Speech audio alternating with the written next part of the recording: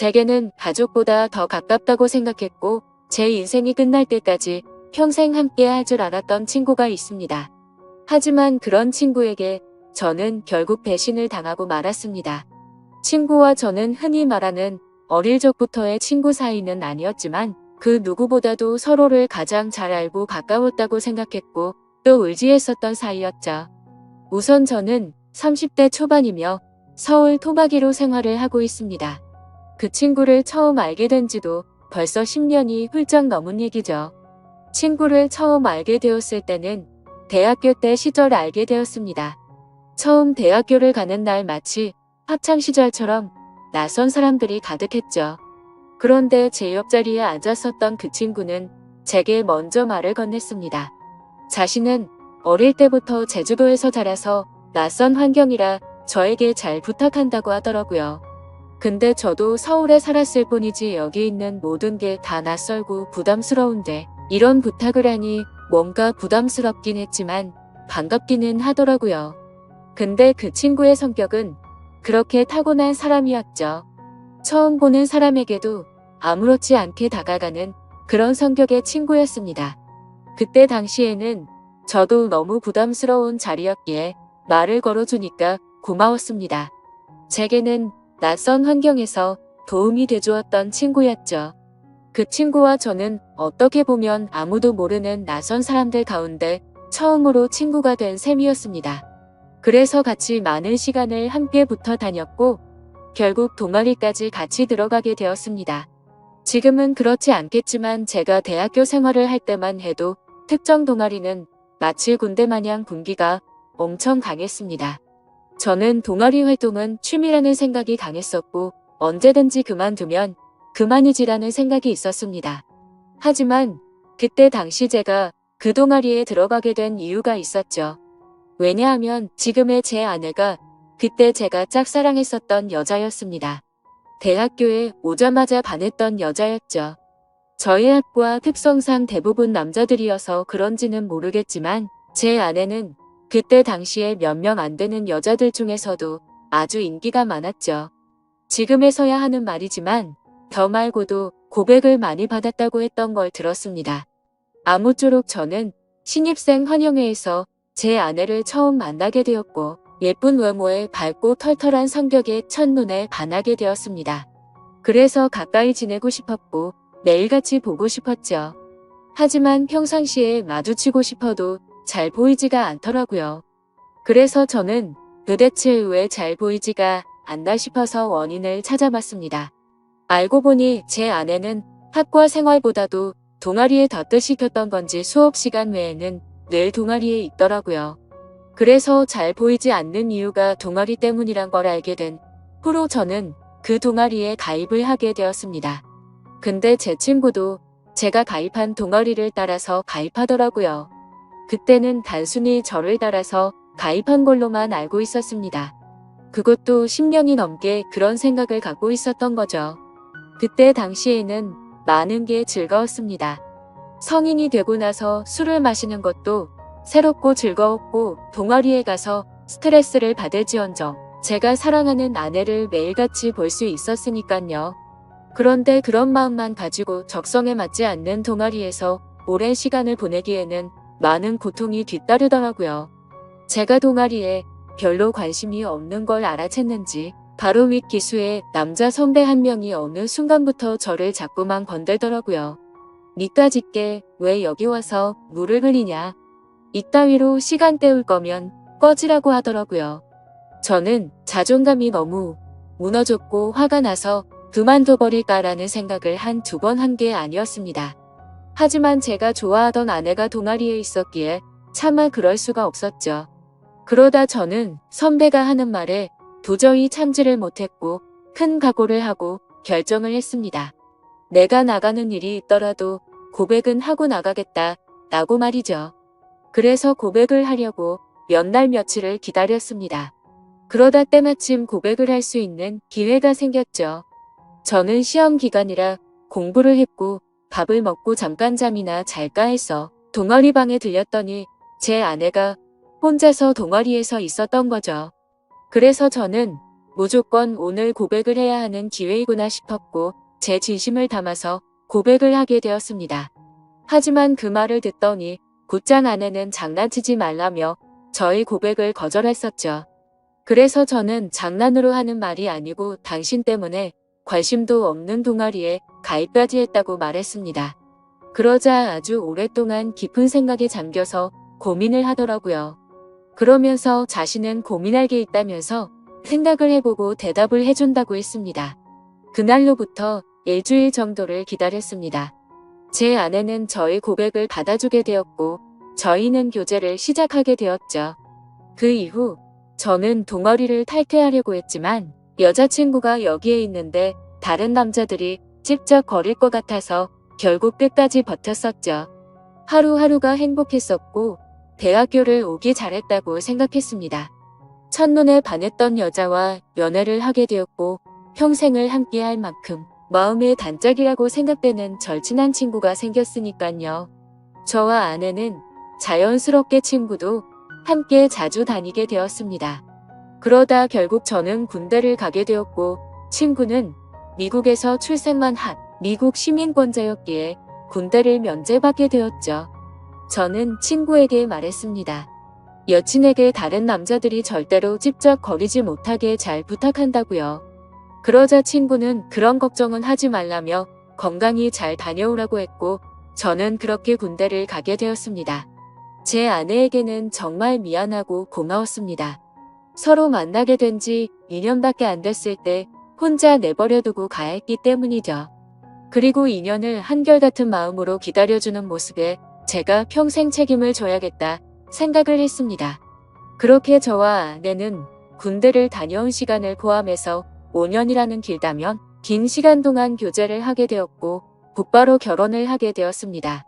그리고 나서 제 친구는 제가 결혼을 한 뒤로 자신의 고향인 제주도로 다시 돌아가게 되었죠.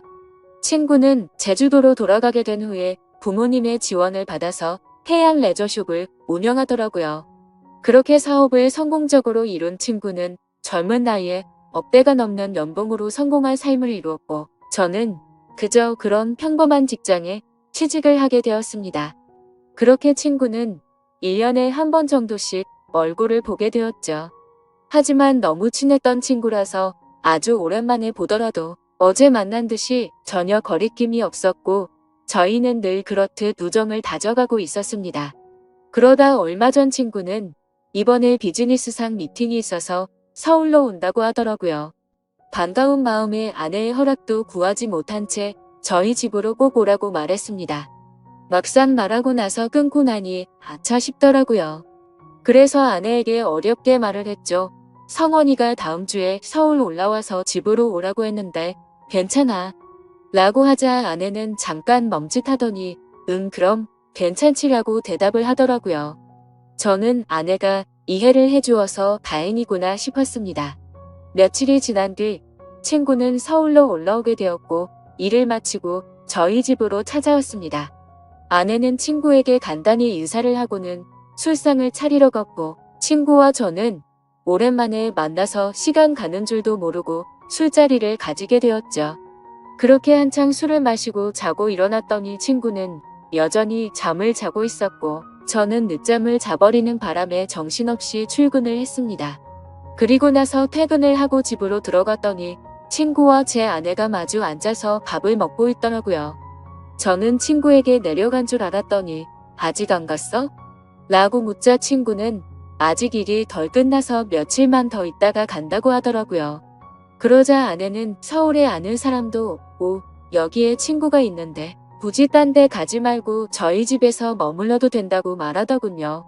친구는 너무 민폐가 아니냐며 괜찮냐고 하는데 뭐라고 하겠습니까? 아내도 괜찮다고 하는데 친구가 되어가지고 다른 데 가서 자라고 할 수도 없었죠. 저도 네가 괜찮으면 여기에서 지내도 된다고 했고 친구는 곧바로 고맙다고 대답을 했습니다. 아내는 저도 앉아서 같이 밥 먹자며 밥을 차려주는데 뭔가 기분이 이상하더군요. 열심히 일하고 집에 들어왔더니 아무리 친구라지만 아내와 단둘이서 밥을 먹고 있다는 게 찜찜했습니다. 하지만 제가 너무 과하게 생각하는 거 아닌가 싶어 그냥 그러려니 할 수밖에 없었죠. 옷을 갈아입고 식탁에 앉으니 비싼 한우가 놓여져 있었고 온갖 음식이 푸짐히 차려져 있더라고요. 저는 아내에게 이게 뭐냐고 묻자 친구가 대답하더라고요. 제 아내가 먹고 싶어 해서 아까 같이 장 보다가 자기가 샀으니 부담 갖지 말아달라고 했습니다. 그래서 둘이 같이 장도 보러 갔다 왔냐고 묻자 친구는 술도 깨고 산책도 할 겸 같이 다녀왔다고 하더군요. 아무리 친한 친구라도 그렇지 이건 아니다 싶었고 그때부터는 기분이 좋지가 않았습니다. 그리고는 그날은 평소에 술은 입에도 대지 않던 아내도 합세하여 셋이서 술을 마시게 되었죠. 어느 정도 술이 들어가자 갑자기 아내는 친구에게 온갖 칭찬을 하더군요. 어떻게 너는 나이가 먹어도 아직도 예전 그 모습 그대로냐며 섬에 살아서 그런지 피부도 까무잡잡한 게 왜 이렇게 몸이 좋냐며 묻더라고요. 그러자 친구는 만져볼래? 하면서 힘을 주더니 그걸 또 만져보고 아내는 좋다고 웃더라고요. 그때부터는 그냥 기분이 더러웠습니다. 남편을 옆에 두고 이것들이 무슨 짓거리인가 싶었죠. 저는 조용히 술만 마셔댔고 친구와 아내는 낚아는 제 눈치를 본 건지 화제거리를 돌리더군요. 아내는 친구에게 요즘 경기도 안 좋을 텐데 제주도에도 피해가 크지 않냐며 물었고 친구는 자신이 하는 사업은 관광지 특혜를 받아서 그런지 크게 영향을 받지 않아 딱히 문제가 없다고 하더라고요. 그러면서 다음에 저와 같이 여행을 오면 풀코스로 관광을 시켜준다고 하더니 다른 거 걱정 말고 비행기만 타고 넘어오라며 말하더군요. 아내는 그 말에 좋다고 싱글벙글 웃는데 그때 저는 할 말이 없었습니다. 사실 아내에게 미안한 일이 있었던지라 거기다 대고 제가 뭐라고 말도 못했었죠. 결혼하고 얼마 지나지 않은 시점에 저는 지인의 권유에 투자를 하게 되었고 결국에는 사기를 당했습니다. 그때는 아내에게 조금 더 안락한 삶을 살게 해주고 싶은 마음에 과감히 투자를 했지만 오히려 빚더미에 앉게 만들어서 생활을 더 힘들게 만들어버렸죠. 그래서 비싼 한우 같은 건 꿈도 꾸지 못했고 여행이라고는 신혼여행 이후로 단 한 번도 가지 않았으니 저는 도저히 할 말이 없었습니다. 기분도 좋지 않고 화를 내기도 애매한 마음에 그만 자리를 끝내고 싶었죠. 그래서 저는 제가 자리에서 일어나면 술자리가 끝날 줄 알고 말했습니다. 오늘은 피곤해서 먼저 일어날게라고 했더니 친구는 벌써 자려고?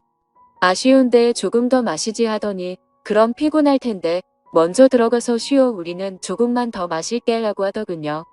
그러자 아내도 일어날 생각이 없는지 내일은 지각하지 말고 알람 꼭 맞춰놓고 자라고 하더라고요. 속으로 진짜 부글부글 끓었습니다. 자존심이 상해서 다시 앉기도 뭐했고 그냥 샤워를 해버리고는 자러 먼저 들어갔습니다.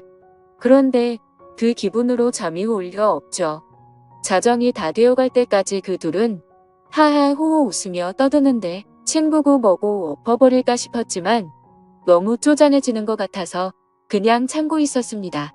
그렇게 잠에 못 들고 누워있는데 갑자기 작게 들리던 소리조차 들리지 않더라고요. 그러더니 1분 정도가 지나자 울적 빼는 소리가 들렸고 설거지를 하는 소리가 들렸습니다. 그래서 저는 물을 마시는 척하면서 거실로 나가봤더니 아내는 설거지를 하고 있었고 친구는 보이지가 않았습니다. 친구는 어디 갔냐고 물었더니 담배 피러 나갔다고 하더니 저보고 아직 안 잤냐고 묻더라고요. 저는 목이 말라서 잠이 깼다며 물을 마시고 방으로 들어갔고 아내는 설거지를 끝마치고는 방으로 들어오더군요. 그날 밤 저는 자는 둥 마는 둥 너무 짜증이 나서 잠을 뒤척였고 다음날 굳이 자고 있는 친구를 깨워서 집 밖으로 데리고 나왔죠. 친구에게는 거짓말이라도 해서 내보내야 되겠다 싶어서 말했습니다. 진짜 미안한데 아무래도 아내가 조금 불편해 하는 것 같다고 했더니 친구는 아 그랬구나. 내가 너무 눈치가 없었지 라며 미안하다고 하더군요. 그러더니 어차피 오늘 저녁에 내려가려고 했다면서 미팅 다녀와서 저녁에 들어올 것 같은데 그때 짐 챙겨서 나간다고 하더라고요. 저는 그래서 오늘 나도 외부 미팅이 있어서 저녁에 얼굴은 못 볼 것 같다고 했습니다.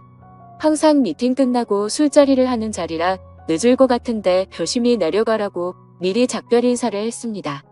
그렇게 인사를 마치고 친구는 미팅이 있다면서 택시를 타고 갔고 저도 회사로 출근을 했습니다.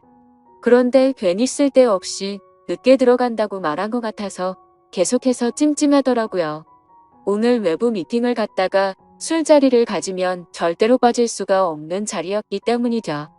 그러면서 어제 아내와 친구가 나눴던 대화도 다시 떠올고 차마 해선 안 될 상상까지 들더라고요.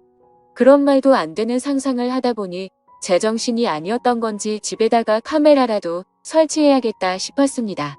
이미 온갖 더러운 생각을 가진 저는 밥 생각도 없었고 점심시간을 이용해서 초소형 카메라를 사서 집으로 갔습니다. 아내는 항상 그 시간에는 운동을 가는 시간이라 집은 역시나 비어져 있더라고요. 저는 얼른 안방에 카메라를 설치했고 다시 회사로 돌아갔습니다. 그렇게 저녁이 되었고 친구와 아내에게 연락을 했습니다. 친구는 지금 미팅이 일찍 끝나서 비행기를 타러 간다며 다음에 보자고 대답을 했고 아내는 친구 배웅해주고 집에서 쉬고 있다고 대답을 하더라고요. 그래서 저는 내가 너무 제정신이 아니었구나 생각을 하면서 괜히 쓸데없는 돈 썼네 싶었습니다. 그렇게 저는 외부 미팅을 갖고 술자리를 마친 뒤에 집으로 들어갔습니다. 항상 그 자리는 만취 상태가 될 때까지 마시는 자리였기에 그날도 저는 만취 상태가 되어 있었죠. 집으로 들어가 보니 친구는 없었고 그 정신없는 와중에도 뭔가 찜찜한 기분이 풀린 것 같고 좋더라고요. 그렇게 저는 침대에 눕자마자 곧바로 잠이 들었고 아침에 일어나자마자 또 정신없이 출근을 했습니다. 그렇게 하루 종일 일을 하고 있다가 아차 싶더군요. 어제 설치한 카메라를 회수 못한 게 생각이 났던 거죠. 혹시라도 아내가 알아차리면 엄청나게 큰 싸움으로 번질 것 같아서 퇴근하자마자 빨리 치워야겠다 라고 생각을 했습니다. 그래서 저는 퇴근하자마자 곧장 집으로 들어갔더니 아내가 집에 없더군요. 아내에게 전화를 했지만 받지를 않았고 어디 갔냐고 카톡을 보냈지만 답장이 없더라고요. 그래서 일단 아내가 들어오기 전에 카메라를 치워야겠다 싶어서 뺐습니다. 근데 아내는 2시간이 넘도록 전화도 오지 않고 카톡 답장도 오지가 않았습니다. 슬슬 짜증이 나기 시작했고 진짜 아내가 바람이라도 났나 싶었죠. 그래서 저는 갑자기 카메라 생각이 번뜩 났고 저장된 영상을 돌려봤습니다. 근데 정말 너무 충격적인 장면들이 그대로 녹화되어 있더군요. 제가 카메라를 설치하고 집 밖으로 나간 지 2시간 정도가 지나자 남자 여자 목소리가 들려오더니 제 아내와 친구는 방으로 키스를 하면서 들어왔습니다. 정말 그 모습을 보는 순간 바로 욕이 튀어나왔고 소리를 질러댔습니다. 그 둘은 자연스럽다는 듯이 제 침대에 누워서 스킨십을 하는데 너무 역겨워서 도저히 보질 못하겠더군요. 그래서 빨리 감기로 넘겨버렸고 오늘 날짜로 찍힌 영상을 봤더니 제주도로 내려갔다던 친구놈이 또 아내와 제 방으로 들어오는 겁니다. 너무 큰 충격을 받아서 할 말이 없고 생전 처음으로 눈물이라는 걸 흘렸습니다. 슬퍼서 우는 게 아니라 분노가 극도로 치밀어 오르다 보니 눈물이 난다란 걸 깨달았죠. 그러면서 제가 퇴근하기 1시간 전쯤 남편이 들어올 수도 있을 것 같다면서 계속 같이 붙어 있고 싶은데 아쉽다고 하더니 나가서 같이 있자고 하더니 화면에서 사라졌습니다. 제가 그 영상을 보는 중에도 제 아내는 친구놈과 밖에 나서 같이 붙어 있었던 거였죠. 저는 그래서 바로 친구놈에게 전화를 했습니다. 역시나 전화를 받지 않더군요. 근데 아내와 달리 몇 통을 걸었더니 전화를 받더라고요. 저는 침착하고 물었습니다. 제주도에 조심히 잘 내려갔냐고 물었죠. 그러자 친구는 잘 내려왔지.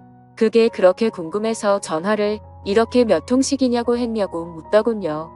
그 말을 듣고 있는데 아내에게서 카톡이 바로 오더군요. 친구랑 오랜만에 만나서 영화를 보고 있다고 거짓말을 아주 자연스럽게 하더라고요. 카톡을 보자마자 더 이상 저는 분노를 참을 수가 없었고 곧바로 욕을 했고 소리를 질렀습니다. 네가 내 친구라는 놈이 어떻게 내 아내랑 바람을 필 수 있냐고 했죠. 그놈은 당황하면서 무슨 소리냐며 무슨 근거로 그런 말도 안 되는 소리를 하냐고 하더라고요. 저는 그래서 내가 전에 집에 도둑 들 것 같아서 카메라 설치해놨는데 이건 몰랐냐고 욕을 하니까 갑자기 아무 말이 없더니 전화를 끈더군요. 아내도 곧바로 카톡이 더 이상 오지 않았고 2명 다 전화며 카톡이며 제 연락을 무시하고 받지를 않고 폰을 꺼버렸습니다. 이게 바로 며칠 전에 벌어진 말도 안 되는 상황입니다. 어떻게 이런 일이 벌어질 수가 있는지 너무 충격적이어서 말도 제대로 나오지를 않습니다. 이미 장인 장모님께 연락해서 있는 사실 그대로를 말한 상태이고요. 더 웃긴 건 친구놈은 죄다 거짓말 투성인 정신나간 놈이었습니다. 친구놈이 운영하고 있다는 해양 레저숍의 연락처를 알아내서 전화를 해보니 전화가 되지 않더라고요. 그래서 저는 로드뷰를 이용해서 그 위치를 찾아냈고 근처에 있는 가게에 연락을 해서 물어봤습니다. 정말 죄송한데 제가 급한 일이 있어서 그런데 그쪽 옆에 있는 해양 레저숍 혹시 문을 열었냐고 했더니 이미 폐업한 지 몇 달이 됐다고 하더라고요. 그리고 너무 답답한 마음에 대학 시절 같이 알던 친구에게 연락을 했더니 결국 설마 했는데 그 둘이 사고를 칠 것 같더니 일을 냈구나 라고 말하더군요.